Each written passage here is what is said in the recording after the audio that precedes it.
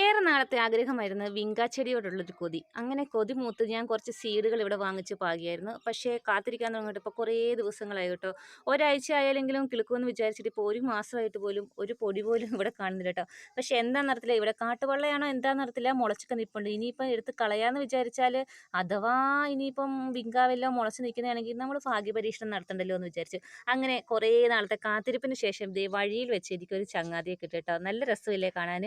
Light പിങ്കും അതിനകത്തൊരു dark പിങ്കും കൂടി വന്നേക്കുന്ന ഒരു ഫ്ലവറാണ് കേട്ടോ. അപ്പോൾ ഇത് ആർക്കും വേണ്ടാതെ വഴി നിന്നതുകൊണ്ട് തന്നെ ഞാൻ അതിന് പൊക്കിക്കൊണ്ട് വന്നു കേട്ടോ. ഇവിടെ കൊണ്ടുവന്ന് ദേ മണ്ണും മണലും ചകിരിച്ചോറും ഒക്കെ നിറച്ച് അതിനകത്ത് ഞാൻ അതിൻ്റെ തണ്ട് പാകി അല്ല നട്ട് വെച്ചേക്കുവാണ് കേട്ടോ. പാകി വെച്ചേക്കുമല്ല, നട്ട് വെച്ചേക്കുവാണ്. ഇനിയിപ്പോൾ ഇത് എങ്ങനെയാണെന്ന് അറിയത്തില്ല. കൊണ്ടുവരുമ്പോൾ ചെറിയൊരു മുട്ടുകളെ ഉണ്ടായിരുന്നുള്ളൂ കേട്ടോ. ഇവിടെ കൊണ്ടുവന്ന് കഴിഞ്ഞപ്പോഴാണ് ഈ പൂക്കൾ വിരിഞ്ഞേക്കുന്നത്.